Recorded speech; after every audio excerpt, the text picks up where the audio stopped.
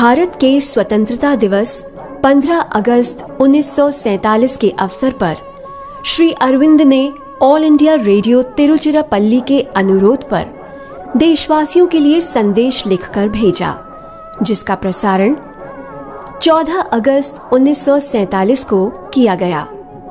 मूल संदेश अंग्रेजी भाषा में था, जिसका मूल भावना के साथ हिंदी में अनुवाद किया गया, जिसकी प्रस्तुति श्री अरविंद सोसाइटी जयपुर शाखा राजस्थान के द्वारा दी जा रही है।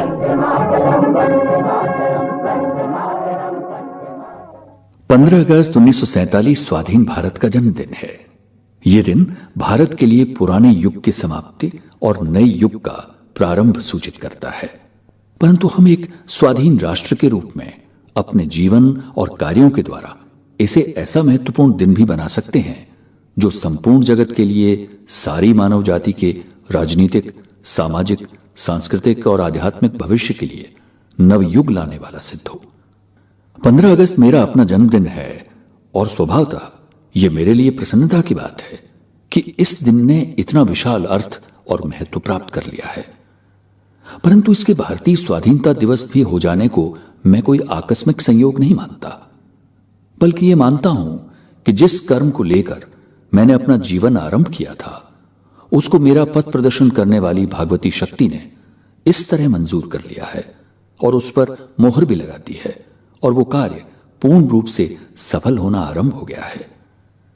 निसंदेह आज के दिन मैं प्रायः उन सभी जागतिक आंदोलनों को, जिन्हें मैंने अपने जीवन काल में ही सफल देखने की आशा की थी, यद्यपि उस समय वे असंभव स्वप्न जैसे ही दिखाई देते थे, सफल होते हुए या अपनी सफलता के मार्ग पर जाते हुए देख सकता हूं। इन सभी आंदोलनों में स्वाधीन भारत एक बड़ी भूमिका अच्छी तरह अदा कर सकता है और एक प्रमुख स्थान ग्रहण कर सकता है। इन स्वप्नों में पहला था एक क्रांतिकारी आंदोलन जो स्वाधीन और एकीभूत भारत को जन्म दे। भारत आज स्वाधीन हो गया है, पर उसने एकता नहीं प्राप्त की। एक समय प्राय ऐसा दिखता था मानो अपने स्वाधीन होने की प्रक्रिया में ही वो फिर से उस पृथक पृथक राज्यों की अव्यवस्थापूर्ण स्थिति में जा गिरेगा जो विजय से पहले विद्यमान थी। परंतु सौभाग्य से अब ऐसी प्रबल संभावनाएं हो गई है कि यह संकट टल जाएगा और अभी पूर्ण न सही, पर एक विशाल और शक्तिशाली एकत्व अवश्य स्थापित हो जाएगा। विधान परिषद की दूरदर्शितापूर्ण प्रबल नीति ने इस बात को संभव बना दिया है कि दलित वर्गों की समस्या बिना फूट फटाव के हल हो जाएगी, परंतु हिंदुओं और मुसलमानों का पुराना सांप्रदायिक भेद देश के स्थायी राजनीतिक विभाजन के रूप में सुदृढ़ हो गया दिखता है। यह आशा करनी चाहिए कि इस तय किए गए विभाजन को पत्थर की लकीर नहीं मान लिया जाएगा और इसे एक काम चलाऊ अस्थायी उपाय से बढ़कर और कुछ न माना जाएगा, क्योंकि यदि यह कायम रहे तो भारत भयानक रूप में दुर्बल और अपंग हो सकता है। गृह कलह का होना सदा ही संभव बना रह सकता है। नए आक्रमण और विदेशी राज का हो जाना तक संभव हो सकता है। भारत की आंतरिक उन्नति और समृद्धि रुक सकती है। राष्ट्रों के बीच उसकी स्थिति दुर्बल हो सकती है। उसका भविष्य कुंठित, यहां तक कि व्यर्थ भी हो सकता है। यह नहीं होना चाहिए। देश का विभाजन अवश्य दूर होना चाहिए। हम आशा करें कि यह कार्य स्वाभाविक रूप से ही हो जाएगा। न केवल शांति और मेल मिलाप की, बल्कि मिलजुल कर काम करने की भी आवश्यकता को उत्तरोत्तर समझ लेने और मिलजुल कर काम करने के अभ्यास और उसके लिए साधनों को उत्पन्न कर लेने से यह संपन्न हो जाएगा। इस प्रकार अंत में एकता चाहे किसी भी रूप में आ सकती है। उसके ठीक ठाक रूप का व्यावहारिक महत्व भले ही हो, पर कोई प्रधान महत्व नहीं। परंतु चाहे किसी भी उपाय से हो, चाहे किसी भी प्रकार से हो, विभाजन अवश्य हटना चाहिए। एकता अवश्य स्थापित होनी चाहिए और स्थापित होगी ही, क्योंकि भारत के भविष्य की महानता के लिए यह आवश्यक कदम है। मैंने एक और सपना देखा है कि एशिया की जातियों का पुनरुत्थान और स्वातंत्र्य और मानव सभ्यता की उन्नति के कार्य में एशिया का जो महान स्थान पहले था, उसी स्थान पर उसका वापस लौटाना। एशिया जग गया है। उसके बड़े बड़े भाग स्वतंत्र हो गए हैं या इस समय बंधन मुक्त हो रहे हैं। इसके अन्य भाग जो अभी परतंत्र या अंशतः परतंत्र हैं, वे भी किसी तरह घोर संघर्षों से गुजरते हुए स्वतंत्रता की ओर बढ़ रहे हैं। केवल थोड़ा ही करना बाकी है और वो आज न सही कल जरूर पूरा होगा। उसमें भारत को अपनी भूमिका अदा करनी है और उसे उसने एक ऐसी सामर्थ्य और योग्यता के साथ करना शुरू कर दिया है जो अभी से उसकी संभावनाओं की मात्रा को और स्थान को सूचित करती है, जिसे वो राष्ट्रों की सभा में ग्रहण कर सकता है। मैंने एक और सपना देखा है कि एक विश्व संघ जो समस्त मानव जाति के लिए एक सुंदरतर, उज्ज्वलतर और महत्तर जीवन का बाहरी आधार निर्मित करे। मानव संसार का वो एकीकरण प्रगति के पथ पर है।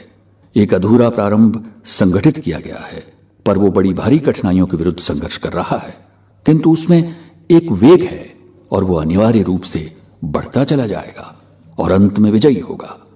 इस कार्य में भी भारतवर्ष ने प्रमुख भाग लेना प्रारंभ कर दिया है, और यदि वो उस अधिक विशाल राजनीतिज्ञता को विकसित कर सके जो वर्तमान घटनाओं और तात्कालिक संभावनाओं से ही सीमित नहीं होती बल्कि भविष्य को देख लेती है और उसे निकट लाती है, तो भारत की उपस्थिति मंद एवं भीरुतापूर्ण विकास और दत्त एवं साहसपूर्ण विकास में जो महान भेद है उसे प्रदर्शित कर सकती है। जो कार्य किया जा रहा है उसमें विपत्ति आ सकती है और वो उसमें बाधा डाल सकती है या उसे नष्ट कर सकती है, किंतु तो भी अंतिम परिणाम निश्चित है, क्योंकि एकीकरण प्रकृति की आवश्यकता है, अनिवार्य गति है। इसकी आवश्यकता राष्ट्रों के लिए भी स्पष्ट है, क्योंकि इसके बिना छोटे छोटे राष्ट्रों की स्वाधीनता किसी भी क्षण खतरे में पड़ सकती है और बड़े और शक्तिशाली राष्ट्रों का भी जीवन असुरक्षित हो सकता है। इसलिए इस एकीकरण में ही सबका हित है और केवल मानवीय निशक्तता और मूर्खतापूर्ण स्वार्थपरता ही इसे रोक सकती है। परंतु यह भी प्रकृति की आवश्यकता और भगवान की इच्छा के विरुद्ध हमेशा नहीं ठहर सकती। परंतु एक बाहरी आधार ही पर्याप्त नहीं है, अंतर्राष्ट्रीय भाव और दृष्टिकोण भी अवश्य विकसित होने चाहिए। अंतर्राष्ट्रीय पद्धति और संस्थाएं भी अवश्य प्रादुर्भूत होनी चाहिए। शायद इस प्रकार की प्रगतियां भी पैदा हों, जैसे कि दो या अनेक देशों का एक संघ नागरिक होना, संस्कृतियों का आपस में ऐच्छिक दान प्रतिदान या उनका स्वेच्छापूर्वक घुलना मिलना। राष्ट्रीयता तब अपने आप को चरितार्थ कर चुकी होगी और अपनी युद्ध प्रेता को छोड़ चुकी होगी, और तब वो ऐसी चीजों को आत्मसंरक्षण और अपनी दृष्टि की अखंडता से असंगत नहीं अनुभव करेगी। एकत्व की एक नई भावना मनुष्य जाति पर आधिपत्य जमा लेगी। मेरा सपना है कि संसार को भारत का आध्यात्मिक दान पहले से ही प्रारंभ हो चुका है। भारत की आध्यात्मिकता यूरोप और अमेरिका में नित्य बढ़ती हुई मात्रा में प्रवेश कर रही है। यह आंदोलन बढ़ेगा।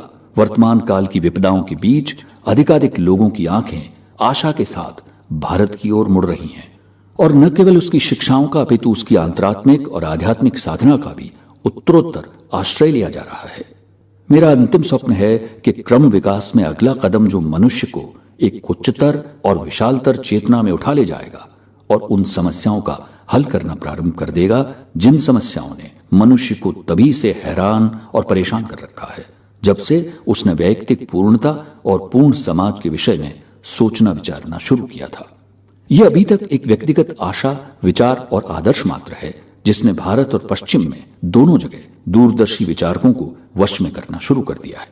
इस मार्ग की कठिनाइयां प्रयास के किसी भी अन्य क्षेत्र की अपेक्षा बहुत अधिक जबरदस्त है, परंतु कठिनाइयां जीती जाने के लिए ही बनी थीं, और यदि दिव्य परम इच्छा शक्ति का अस्तित्व है तो वे दूर होंगी ही। यहां भी यदि इस विकास को घटित होना है तो चूंकि ये आत्मा और अंतर चेतना की अभिवृद्धि द्वारा ही होगा। इसका प्रारंभ भारतवर्ष ही कर सकता है, और यद्यपि इसका क्षेत्र सार्वभौम होगा तथापि केंद्रीय आंदोलन भारत ही करेगा। ये हैं भाव और भावनाएं जिनको मैं भारतीय स्वाधीनता की इस स्थिति के साथ संबद्ध करता हूं। क्या यह आशाएं ठीक सिद्ध होंगी या कहां तक सिद्ध होंगी, ये बात नए और स्वाधीन भारत पर निर्भर करती है।